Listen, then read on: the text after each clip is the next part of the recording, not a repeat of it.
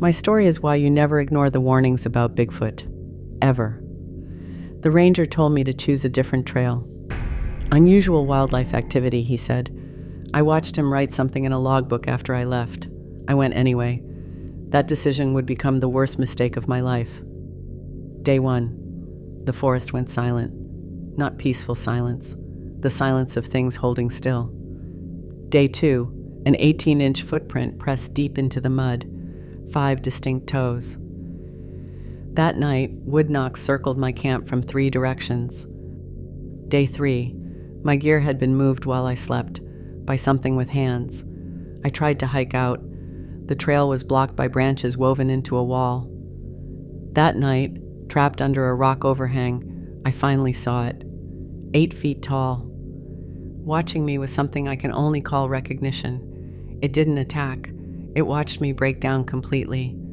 Then it walked away. The question that haunts me now, why did it let me go when others never came back at all? I've told this story maybe a dozen times now, to therapists, to researchers, to people who found me through forums I never thought I'd be posting on. Each time I tell it, I hope it'll feel more distant, like something that happened to someone else. It never does. My name is Colleen Bryce. In September of 2019, I was 34 years old, working as an emergency room nurse at Providence Sacred Heart in Spokane. I'd been doing that job for 11 years, seen things that would keep most people awake for weeks. Gunshot wounds, car accidents, the slow, terrible decline of people whose bodies had simply given up. I thought I understood fear. I thought I understood what it meant to be in a situation where your training is the only thing standing between you and panic. I was wrong. The Selway Bitterroot Wilderness sits on the Idaho-Montana border. 1.3 million acres of some of the most remote terrain in the lower 48. No roads, no cell service, no structures except for a handful of historic ranger cabins that haven't been staffed in decades. I'd been hiking solo for years by then, 12 trips into various wilderness areas across the Pacific Northwest. I knew how to read a topographic map, how to hang a bear canister, how to treat water, how to stay calm when things went sideways. I was good at being alone in the woods. I needed to be good at it, especially that September. Something had happened at work, a patient I couldn't save. I'm not going to go into details because they don't matter to this story, but I need you to understand that when I drove to that ranger station, I wasn't thinking clearly. I needed to disappear for a few days. I needed silence and exhaustion, and the kind of focus that only comes when you're carrying everything you need on your back. The permit station was a small wooden building at the end of a Forest Service road, maybe 40 minutes from the nearest town. I pulled in around 2 in the afternoon. One other, vehicle in the lot, a green Forest Service truck. Inside, a single ranger sat behind a counter covered in maps and pamphlets about fire safety. He was older, maybe late 50s, early 60s. Weather-beaten face, the kind you see on people who've spent their whole lives outdoors. He didn't smile when I walked in, but that's not unusual for these guys. They're not customer service representatives. They're doing a job. I told him my planned route.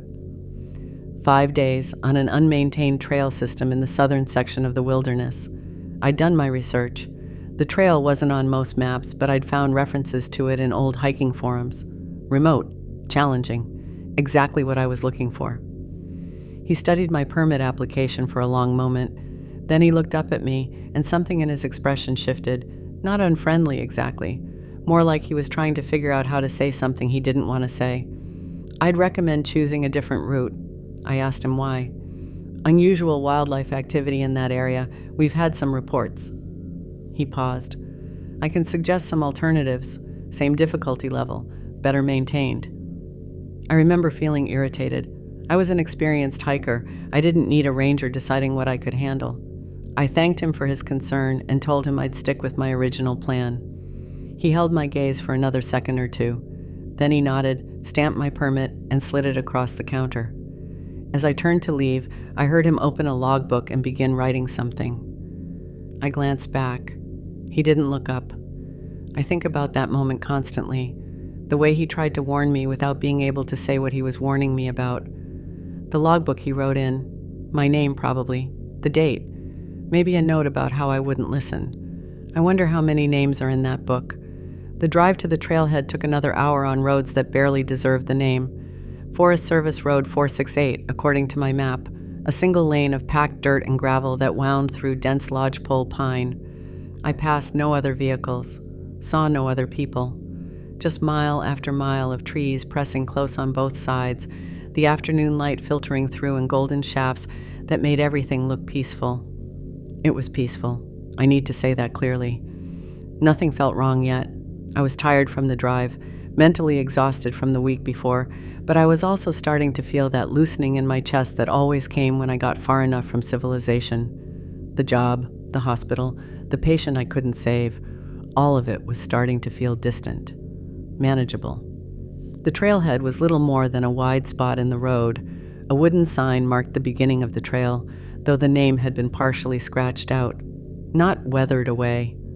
Scratched, deliberately, by something sharp. I noticed it but didn't think much of it at the time.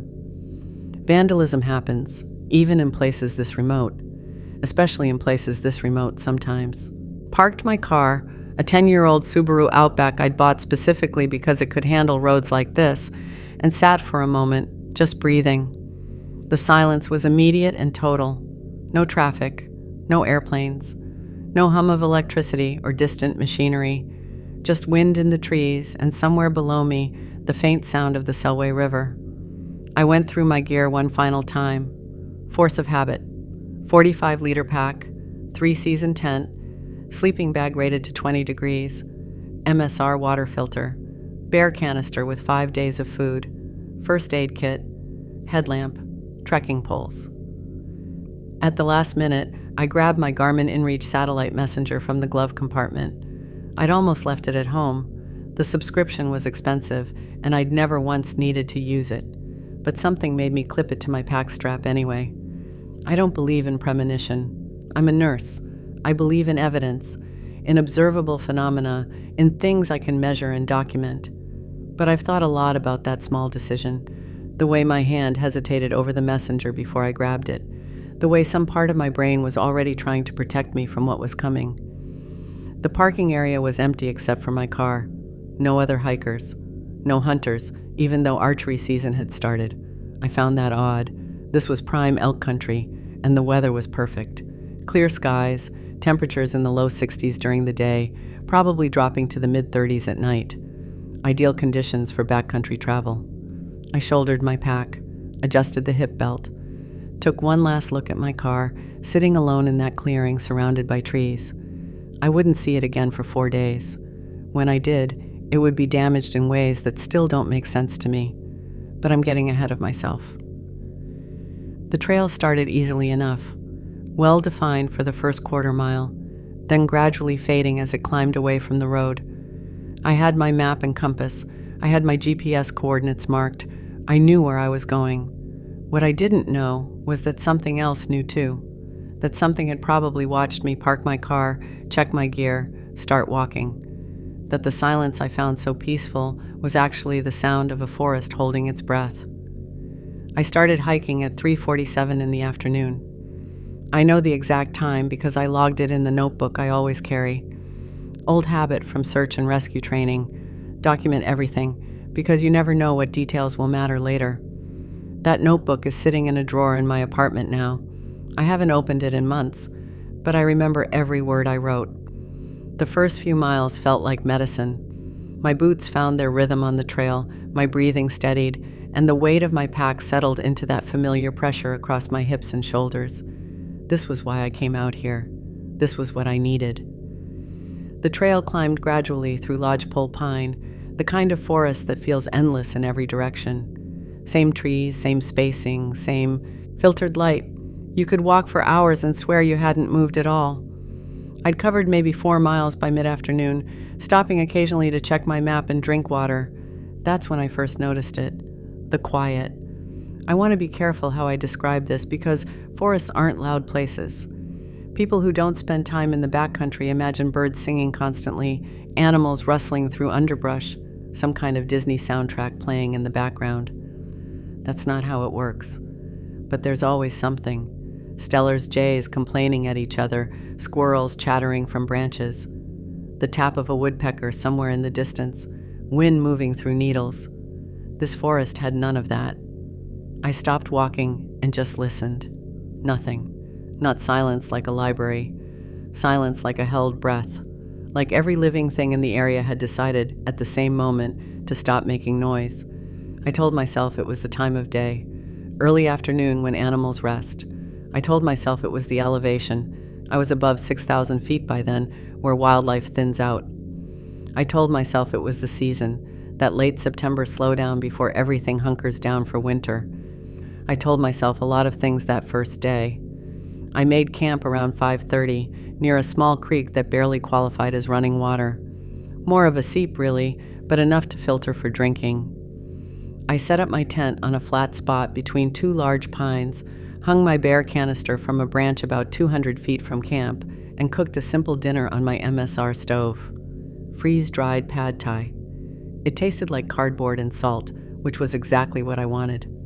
The light faded slowly, the way it does in September.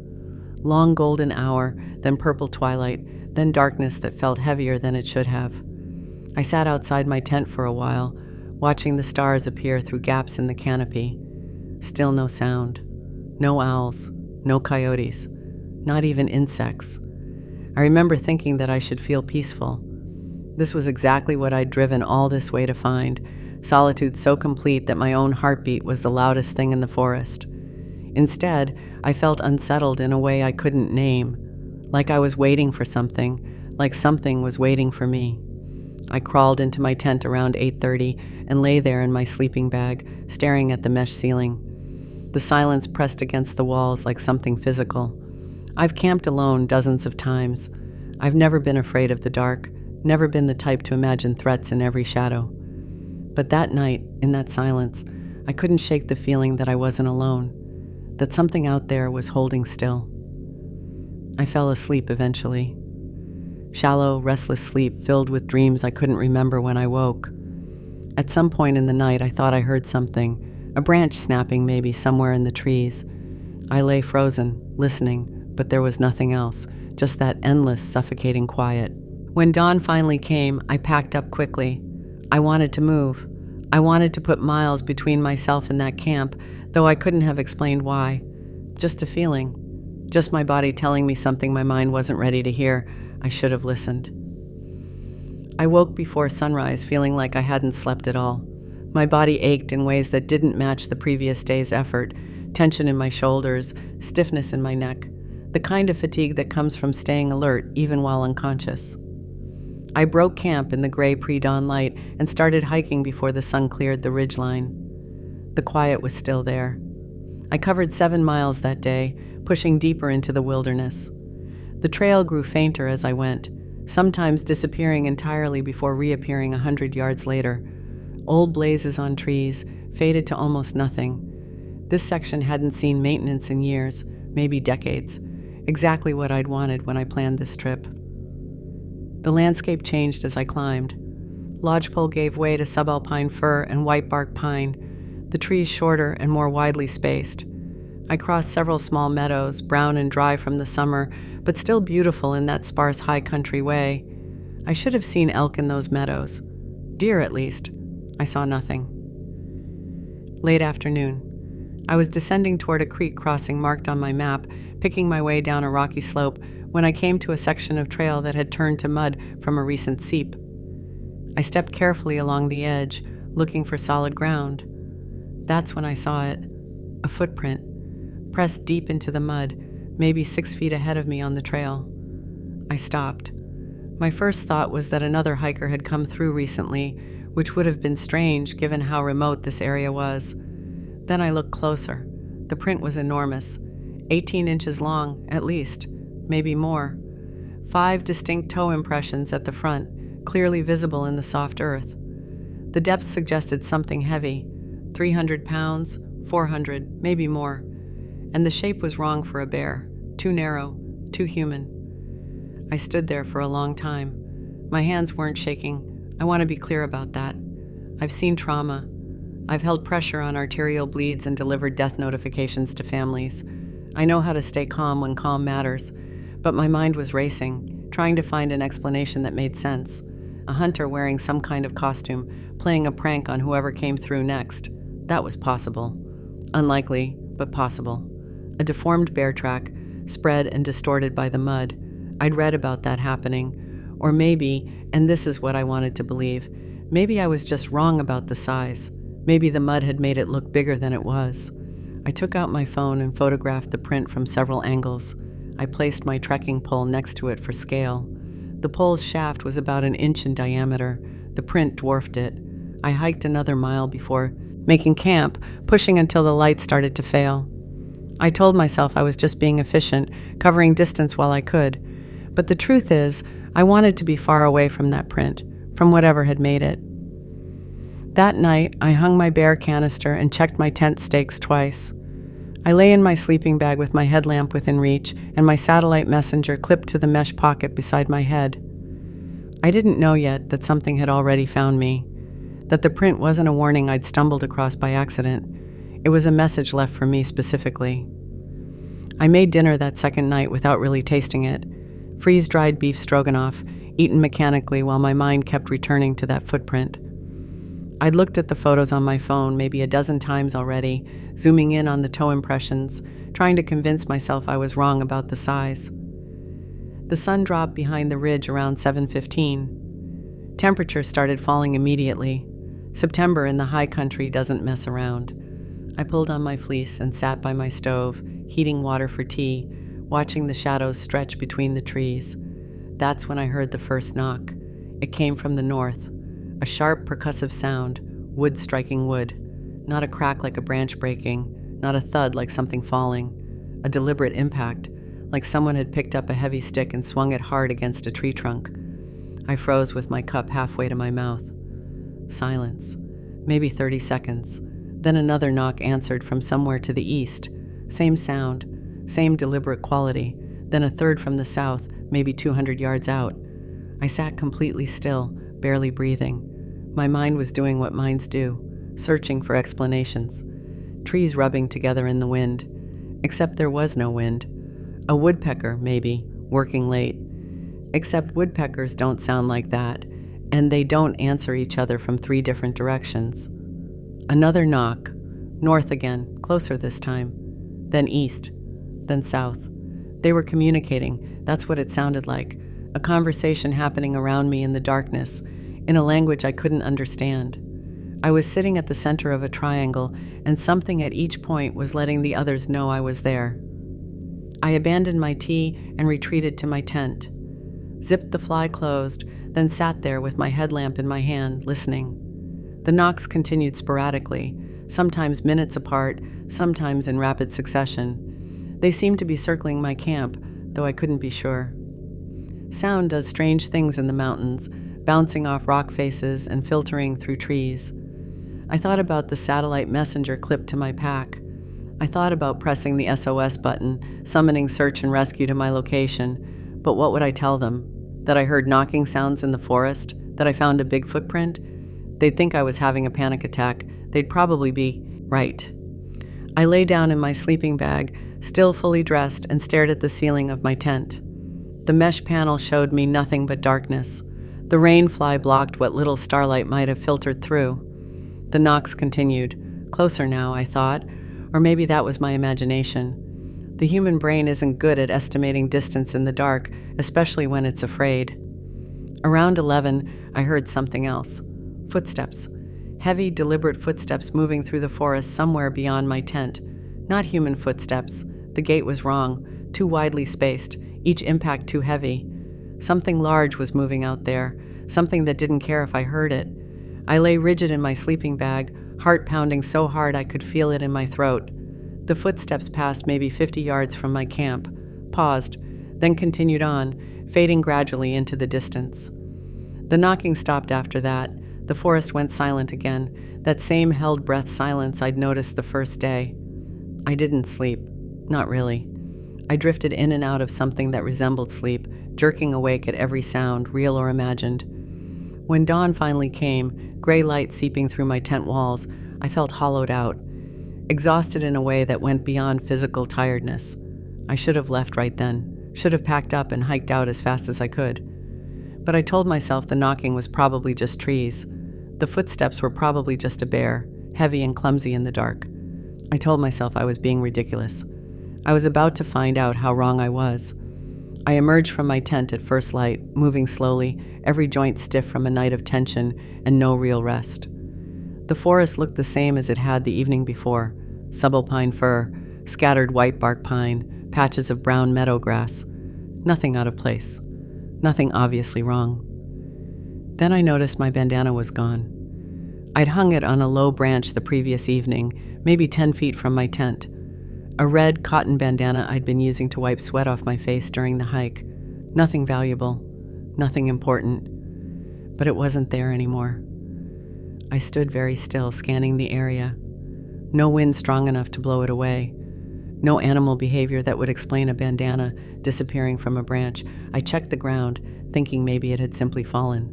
Nothing. Then I looked at my bear canister. I'd hung it from a branch about 200 feet from camp, standard practice to keep food away from curious wildlife. It was still there, still hanging, still secured. But it wasn't in the same position I'd left it. I'm meticulous about these things. 11 years in emergency medicine teaches you to pay attention to details. I'd hung the canister with the opening facing east toward a distinctive forked tree I'd used as a landmark. Now it was facing north. Someone had touched it. Someone had taken it down, examined it, and hung it back up. I lowered the canister with shaking hands and opened it. Everything was there: freeze-dried meals, energy bars, trail mix. Everything except one granola bar wrapper I'd tucked inside after my snack the day before. The wrapper was gone. I stood in that morning light, bare canister in my hands, and felt something shift inside me. All the rationalizations I'd been constructing, deformed bear tracks, trees rubbing together, wind blowing things away, collapsed under the weight of this evidence. Something had been in my camp while I slept. Something with hands capable of unclipping a carabiner, opening a bear canister, removing a single wrapper, and securing everything again. Something curious about me. Something that had taken a bandana and a piece of trash with my scent on it. I thought about the ranger at the permit station, his careful words, unusual wildlife activity, his logbook, the way he wouldn't meet my eyes. I started packing immediately. I was done with this trail, done with this plan. I'd hike out the way I came, 3 days of distance compressed into one long push. I could make it back to the trailhead before dark if I moved fast and didn't stop. My hands were efficient as I broke camp, muscle memory taking over while my mind raced. I didn't eat breakfast. I barely drank water. I just wanted to move, to put miles between myself and whatever had visited me in the night. I shouldered my pack and started back down the trail, retracing my steps from the past 2 days. The forest was quiet around me, that same unnatural silence. But now I understood what it meant. I wasn't alone out here. I hadn't been alone since I started, and whatever was watching me had decided to let me know. I made good time that first hour. The trail was easier going downhill, and fear is a powerful motivator. I moved fast, maybe too fast, my trekking poles stabbing at the ground with each step. The rational part of my brain was already composing the story I'd tell when I got back to civilization. A weird experience in the backcountry, some unusual wildlife activity, just like the ranger said. Nothing I couldn't explain away with enough distance between me and these mountains. Then I noticed the movement. It started in my peripheral vision. Something large, maybe 60 yards off the trail, moving through the timber. I stopped walking and turned to look directly at it. Nothing. Just trees and shadows and the gray-brown carpet of fallen needles. I started walking again. The movement resumed. I could hear it now, the occasional snap of a branch, the soft thud of something heavy placing its weight on the forest floor. It was pacing me, matching my speed exactly, staying just far enough away that I couldn't get a clear look. I sped up. It sped up. I stopped. The forest went silent. I stood there for maybe 2 minutes, heart hammering, scanning the trees for any sign of what was following me. Nothing moved. Nothing made a sound. It was like the whole forest was holding its breath, waiting to see what I would do. I started walking again. Immediately, the movement resumed. That same parallel track through the timber, maybe 50 yards to my left now, closer than before. I want to be clear about something. I've encountered wildlife in the backcountry before. bears, moose, mountain lions once at a distance. Animals don't behave like this. Predators either stalk you, staying hidden, waiting for the right moment to strike, or they flee. They don't pace you through the forest at a constant distance, matching your speed, letting you know they're there. This wasn't predator behavior. It was something else. Something I didn't have a framework for. I thought about my satellite messenger. I could hit the SOS button right now, summon a rescue helicopter, get extracted from this situation. But what would I say? Something is following me through the woods and I can't see it clearly. They'd think I was dehydrated, hallucinating, having a breakdown. Maybe I was. Maybe the stress of the past week, the patient I'd lost, the sleepless nights, maybe it had all caught up with me and I was seeing threats that weren't there. Then I heard it. A low sound, almost below the range of human hearing. Not a growl exactly, more like a vibration in the air, something I felt in my chest as much as heard with my ears. It came from the direction of the movement, and it lasted maybe 3 seconds before fading away. I started walking faster, almost jogging now, my pack bouncing against my back, my poles barely touching the ground. The trail wound through a section of dense fir, visibility dropping to maybe 30 feet in any direction. The movement stayed with me. That same distance, that same deliberate pace. It wasn't hunting me. I understood that with a certainty I couldn't explain. If it wanted to catch me, it could have done so at any time. It was faster than me, knew this terrain better than me, had been watching me for days. It was escorting me, herding me, guiding me somewhere I didn't want to go. I kept moving anyway. What choice did I have?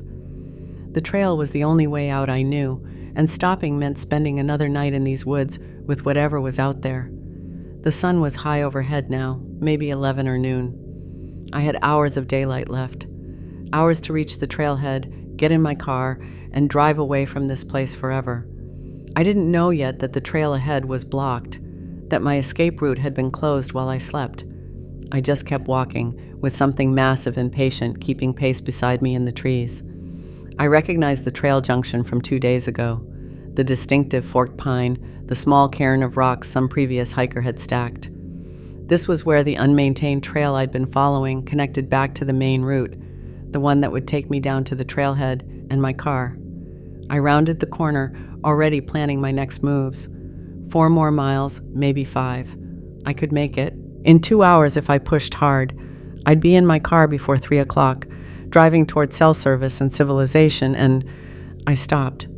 The trail was blocked, not by a fallen tree, not by a rock slide, by something built.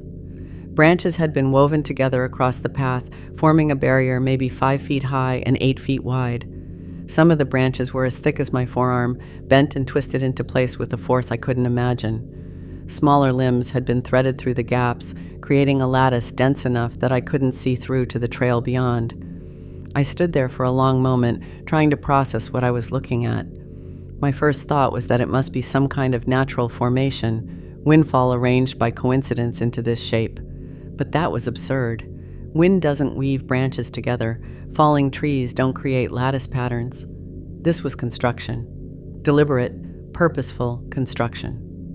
I stepped closer, examining the structure with the same clinical attention I'd use for a patient's wound. The branches had been broken, not cut. Jagged ends where the wood had snapped under pressure. Bark had been stripped from several pieces, exposing pale wood beneath. The weaving pattern wasn't random. It followed a logic I couldn't quite grasp, each piece supporting the others. Something had built this. Something with hands, with intelligence, with strength far beyond anything human. And it had been built recently. The exposed wood was still light-colored, not yet weathered. The leaves on some branches were still green, barely wilted. This barrier hadn't been here when I'd passed through 2 days ago. It had been built for me. While I slept, while the knocking circled my camp, something had come to this junction and blocked my way out. I thought about trying to climb over or push through, but the structure looked solid, and I didn't know what might be waiting on the other side. I thought about going around, bushwhacking through the forest until I reconnected with the trail. But the timber was dense here, and I'd lose time I couldn't afford with daylight already burning. I pulled out my map with shaking hands, trying to find an alternate route. There was another trail, maybe 2 miles north, that eventually connected to a different trailhead. Longer, more remote, but passable. I looked back at the structure one more time, at the woven branches and stripped bark and broken limbs, at the unmistakable evidence of intention. Whatever was out here didn't want me to leave this way. It was directing me somewhere else for reasons I couldn't understand. I had no choice. I turned north and started walking, leaving the blocked trail behind. The movement in the timber resumed almost immediately, pacing me from the same distance as before, following me toward whatever came next. The alternate route wasn't really a route at all. It was a game trail, barely visible, winding through dense timber and across rocky slopes that hadn't seen a human boot in years. I moved as fast as I could, but the terrain fought me every step. Deadfall to climb over, ravines to scramble down and up, thickets of young fir so dense I had to turn sideways to push through. The sun was dropping toward the ridge. I checked my watch, 5:43. Maybe an hour of usable light left, then twilight, then darkness. I wasn't going to make it to any trailhead tonight. That reality settled into my chest like a cold stone. I needed shelter, somewhere to wait out the night, somewhere with my back protected. I remembered passing a rock formation earlier that afternoon before I'd found the blocked trail, a shallow overhang in a granite outcropping, maybe 10 feet wide and 4 feet deep. Not a cave, more like a wave frozen in stone, curling over to create a protected space beneath. It wasn't much, but it was better than sleeping in the open with whatever was following me. I backtracked. The movement in the timber stayed with me, that same patient parallel presence. By the time I found the overhang, the light was fading fast, the forest going gray and formless around me. I dropped my pack and assessed the situation. The overhang faced east, open to the forest, solid rock at my back and above my head. If something came for me, it would have to come from the front. Small comfort, but comfort nonetheless.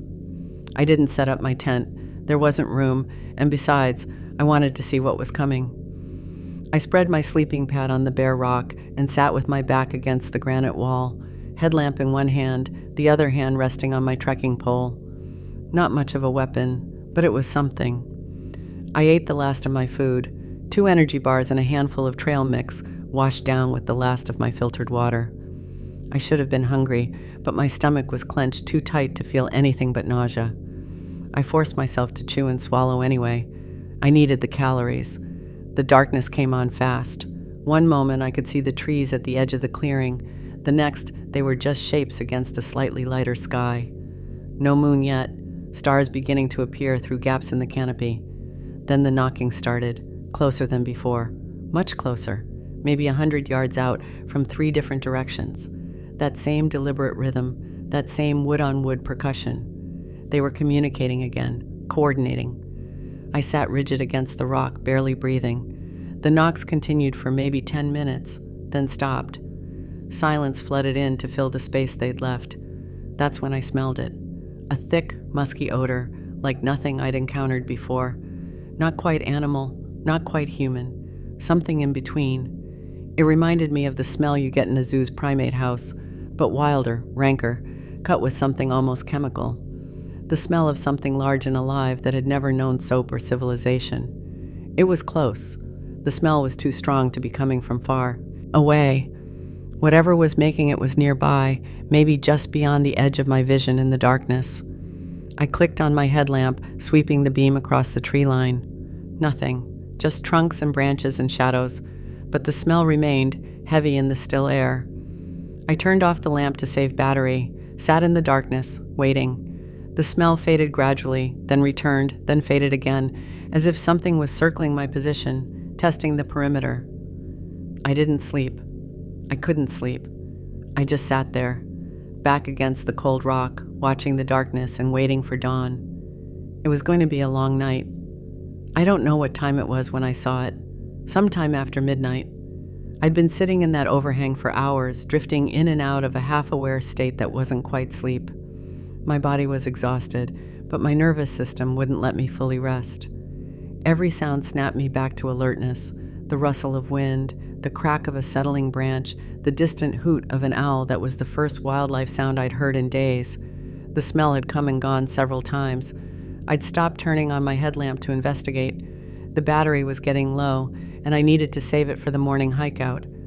Then I heard the footsteps, heavy, deliberate, coming from somewhere ahead of me, beyond the clearing. Not circling this time, approaching. Each impact was distinct, separated by a pause that felt almost theatrical. Whatever was making them wanted me to hear. I turned on my headlamp. The beam cut through the darkness, illuminating 40 feet of forest floor before dissolving into shadow. At the edge of that light, between two large pines, something stood watching me. It was massive. 8 feet tall, maybe more. I couldn't tell exactly because it wasn't standing fully upright. Broad shoulders, easily 3 feet across. Long arms that hung past where a human's would end. The entire body was covered in dark hair, matted and thick, catching the light in a way that made it hard to focus on details. But the face. The face is what I can't stop seeing. It wasn't an animal's face. It wasn't a human's face. It was something between heavy brow, deep-set eyes that reflected my headlamp beam, a flat nose, a mouth that seemed almost capable of expression. It was looking at me with what I can only describe as recognition. Not surprise, not hunger, recognition. Like it had been waiting for this moment, like it knew exactly what I was. I couldn't move, couldn't breathe.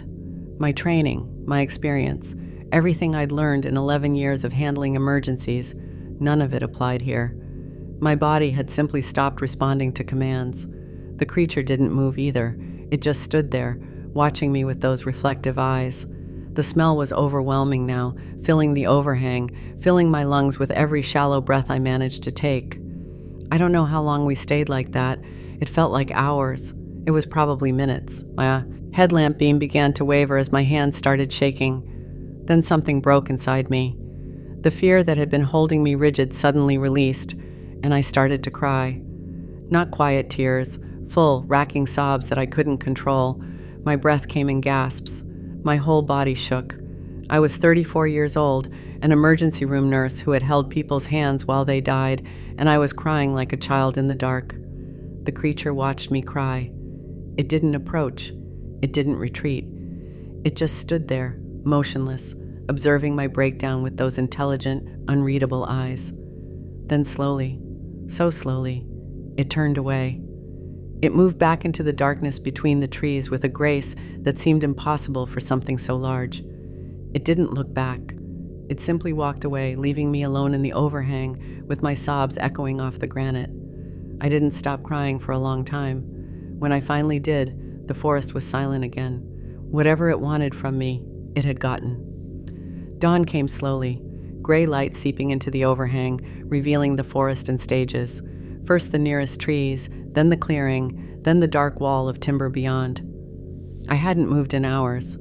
My legs were cramped, my back ached from pressing against cold granite, and my hands had gone numb around the trekking pole I'd never let go of. I was alive.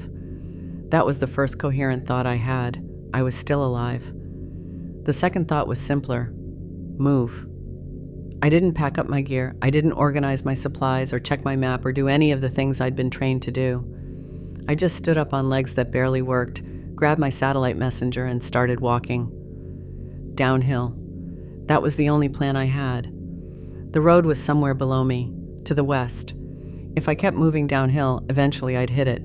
Everything else, the tent, the sleeping bag, the bear canister, the food I didn't have anyway, none of it mattered. Only movement mattered. The forest looked different in daylight. The trees that had seemed menacing in the dark were just trees now. Fir and pine, and the occasional white bark, their branches dripping with morning dew. Birds were singing somewhere in the distance. The first wildlife sounds I'd heard since day one. The silence had lifted. Whatever had been watching me, whatever had kept the forest holding its breath for 3 days, it had withdrawn. I crashed through underbrush that tore at my clothes and skin. I scrambled down rocky slopes, using my hands when my legs threatened to give out. I fell twice, once into a patch of devil's club that left welts on my forearms, once on a mossy log that sent me tumbling into a shallow creek. I got up both times and kept moving. I didn't look back. I didn't scan the trees for movement. I didn't listen for knocks or footsteps or that low vibration I'd heard the day before. I just moved, one foot in front of the other, downhill, always downhill.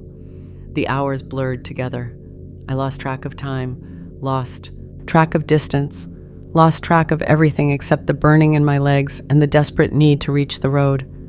My mouth was dry. I hadn't had water since the evening before, and my vision started to narrow around the edges. Dehydration. Early stages, nothing critical yet, but getting worse. I found the road around 2 p.m. I almost didn't recognize it at first, just a break in the trees, a strip of packed dirt and gravel cutting through the forest. I stood at the edge for a long moment, swaying slightly, trying to remember what roads meant. Then it clicked. Civilization. Safety. My car. The trailhead was maybe a mile to the north. I turned and started walking, my boots scuffing against the gravel. The sun was warm on my face. The birds were still singing. Everything felt surreal, like I was moving through a dream I couldn't quite wake up from. I passed a mile marker, then another. The parking area came into view around a gentle curve, that same wide spot in the road where I'd started 4 days ago. My Subaru was still there, sitting exactly where I'd left it. But something was wrong. Even from a distance, I could see it. The shape of the car was different somehow. Something on the roof that shouldn't be there. Something missing from the side. I kept walking toward it, my exhausted brain struggling to process what my eyes were seeing. It wasn't until I was 20 feet away that I finally understood. My car had been marked, and whatever had marked it wanted me to know. 4 parallel gouges ran across the roof of my Subaru, deep scratches in the metal, cutting through the paint and into the steel beneath. They started at the rear of the car and extended forward almost to the windshield, maybe 4 feet long, evenly spaced, roughly 6 inches apart. I stood in that empty parking lot and stared at them. My mind, already pushed past its limits, struggled to make sense of what I was seeing. The gouges were too even to be random damage, too deep to be made by anything but tremendous force. And the spacing, 4 lines, like 4 fingers dragged across metal. Then I saw the mirror. My driver's side mirror had been torn off. Not broken, torn. The mounting bracket twisted and ripped from the door, and it hadn't been thrown away or discarded. It was sitting on the hood of my car, placed there deliberately, reflective side up, positioned almost exactly in the center. I walked closer, my legs moving without conscious input. The mirror's surface was intact, unmarked. I could see my own reflection in it. Wild eyes, scratched face, leaves tangled in my hair. I looked like someone who had been through something terrible. I looked like a survivor.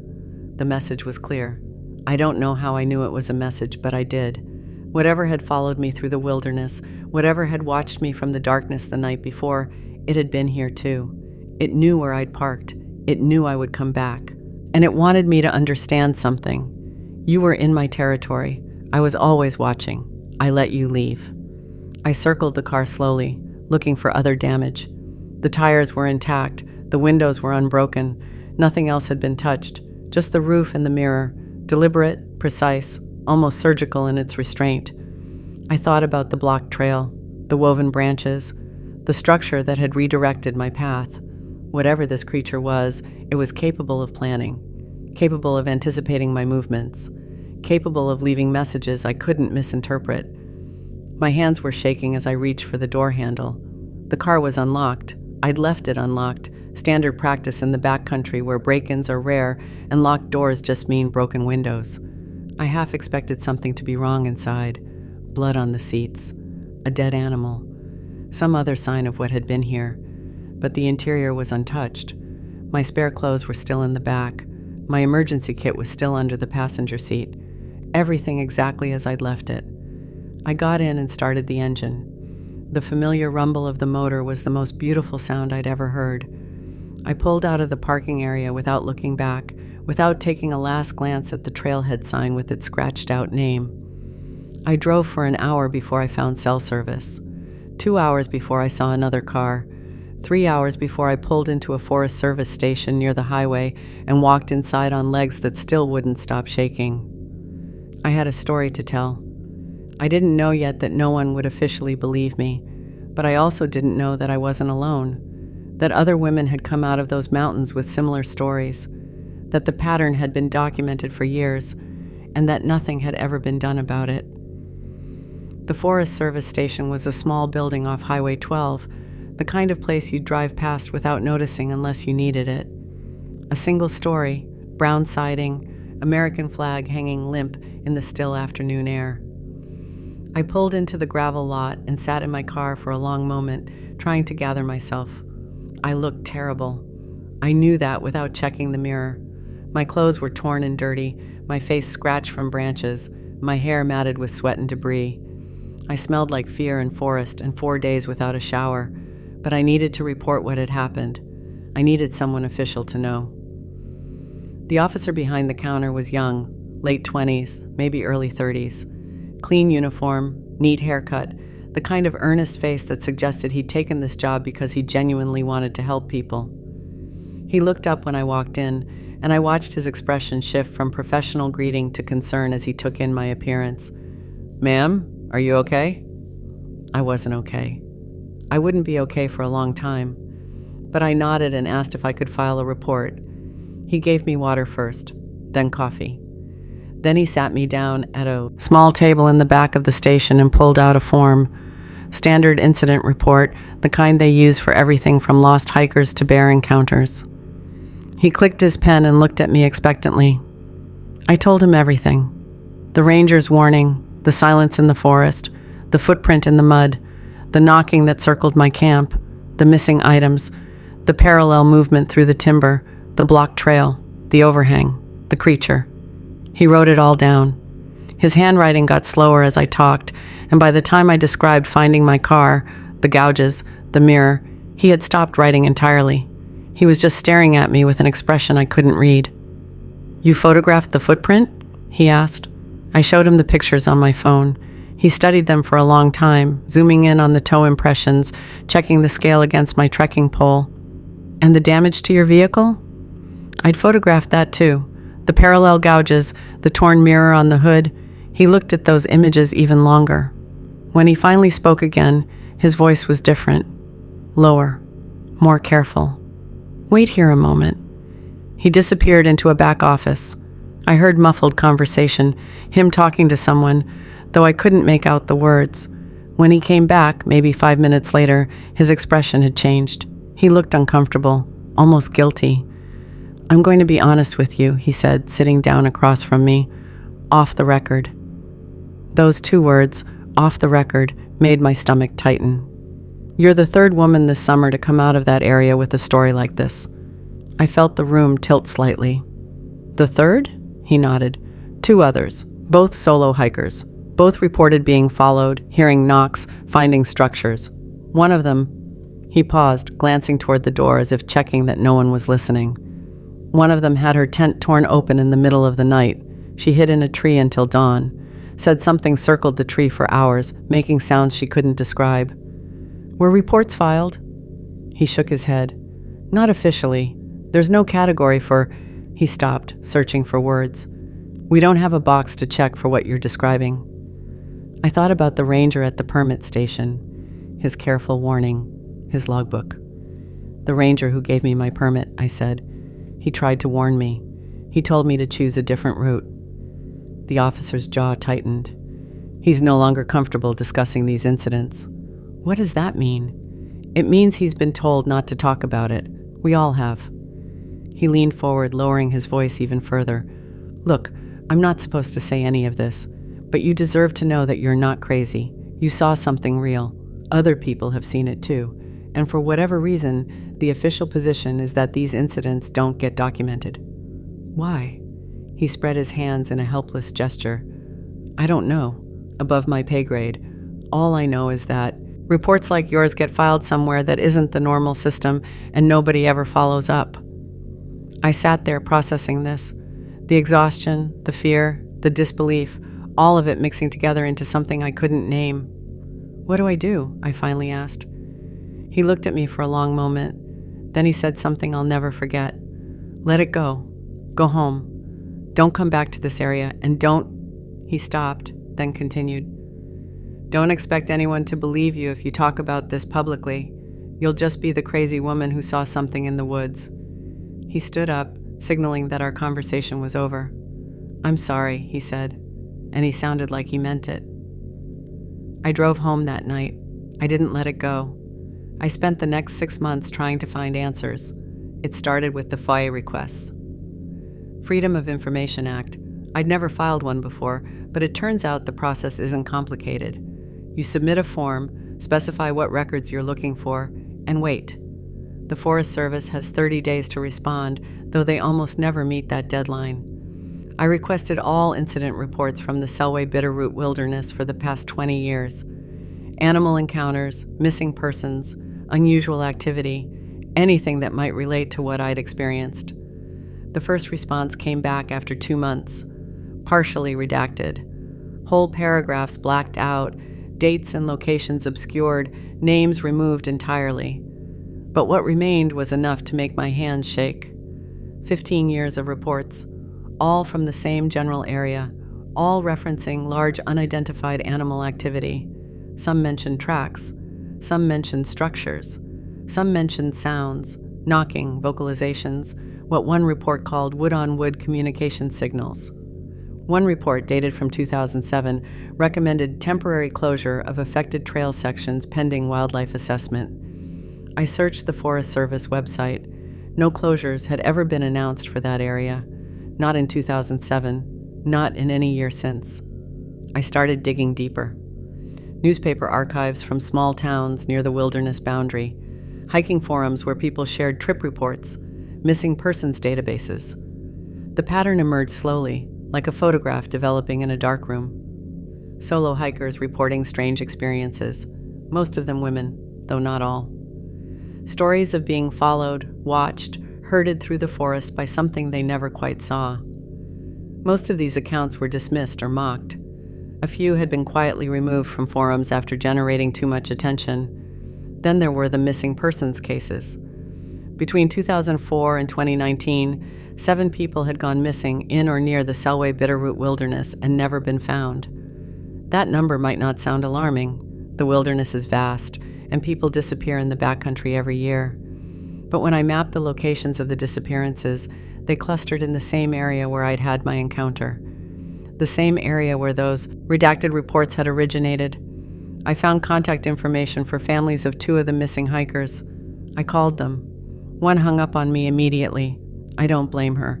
What I was suggesting must have sounded insane. The other talked to me for almost an hour. Her daughter had disappeared in 2011 during a solo backpacking trip. The official conclusion was that she'd gotten lost and died of exposure, though no body was ever recovered. They found her tent, the woman told me, still set up, food inside, everything normal except she wasn't there, like she just walked away in the middle of the night and never came back. I told her what I'd experienced. She listened without interrupting. When I finished, she was quiet for a long time. I always knew something happened to her, she finally said. Something more than getting lost. I could feel it, but no one would listen. I connected with other hikers through forums and social media, people who'd had experiences similar to mine. We compared notes, shared photographs, built a picture of something that the official record refused to acknowledge. Whatever lives in those mountains has been there for a long time, longer than the Forest Service, longer than anyone has been keeping records. And at some point, someone in a position of authority decided that the public didn't need to know about it. I don't know why. Liability, maybe. Fear of panic. Or something else entirely. Something I haven't been able to uncover. What I do know is this. The warnings exist.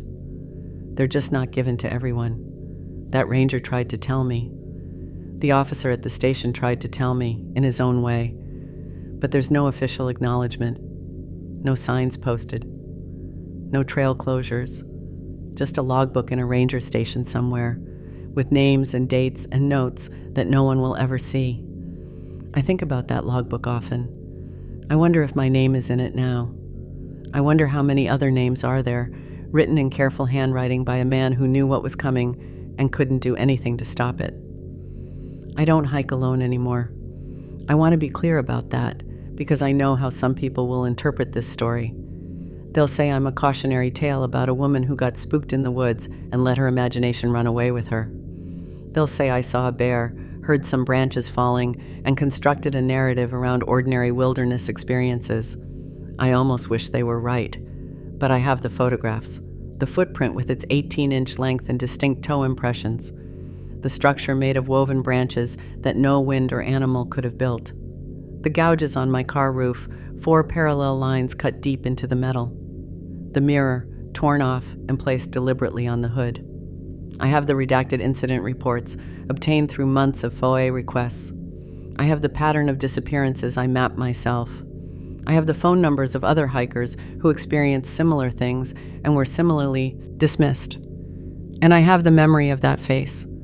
Those eyes reflecting my headlamp beam, watching me with something I can only call recognition. That's what I can't shake.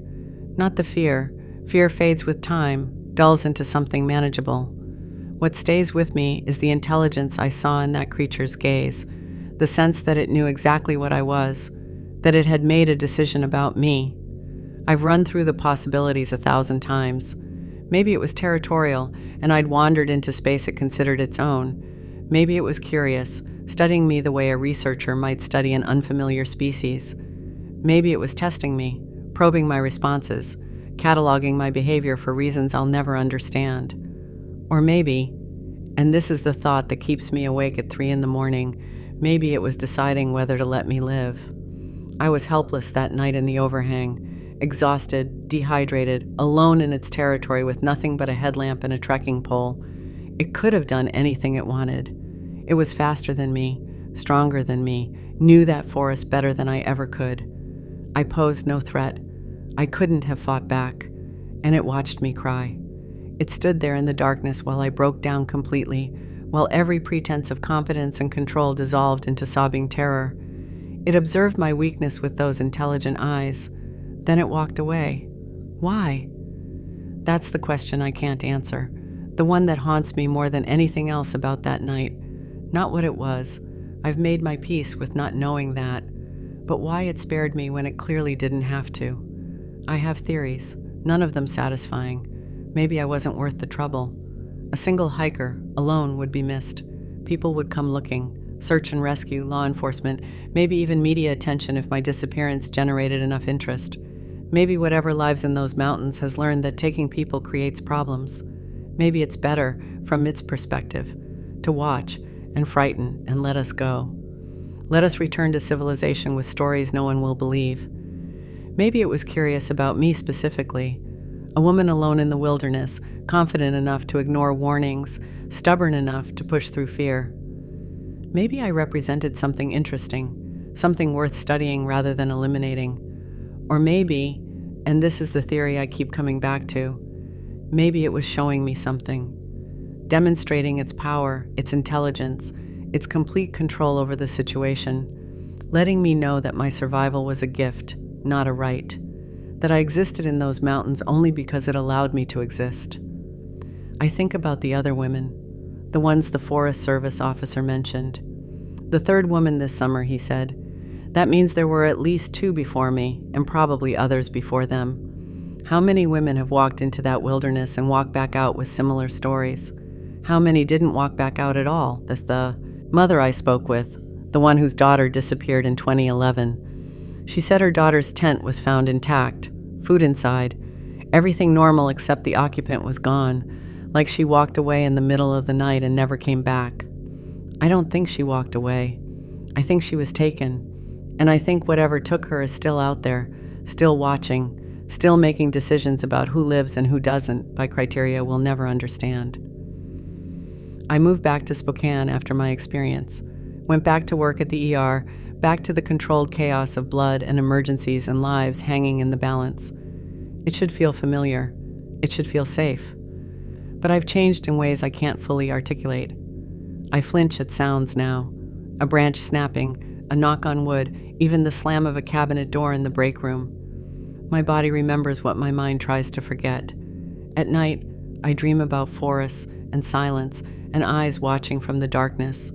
I wake up sweating, heart racing, convinced for a terrible moment that I'm back in that overhang with stone at my back and something standing at the edge of my vision. I don't talk about this at work.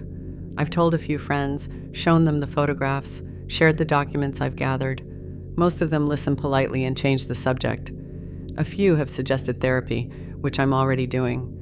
One asked if maybe I'd been under too much stress, if the patient I lost before the trip might have affected my perception. I understand their skepticism. I'd be skeptical too if someone told me this story. It sounds like exactly the kind of thing an exhausted, traumatized person might imagine. A bear becomes a monster. Wind becomes knocking. Coincidence becomes conspiracy. But I know what I saw. I know what touched my car. I know what watched me cry and decided, for reasons of its own, to let me live. So here's my warning, for whatever it's worth. If you're planning a solo trip into the Selway Bitterroot Wilderness, or any remote wilderness area in the Pacific Northwest, listen to the warnings. If a ranger tells you to choose a different route, choose a different route. If the forest goes quiet around you, pay attention. If you find tracks that don't make sense, don't rationalize them away. And if you hear knocking in the trees at night, wood on wood, deliberate and rhythmic, coming from multiple directions, do not stay to investigate. Do not convince yourself it's natural. Get out. Get out while you still can. Because whatever lives in those mountains is real. It's intelligent. It's been there longer than we have. And it's watching. It's always watching. I don't know if anyone will heed this warning. The ranger tried to warn me, and I didn't listen. The officer at the station told me to let it go, and I didn't. We're stubborn creatures, we humans. We believe in our own competence, our own judgment, our ability to handle whatever the wilderness throws at us.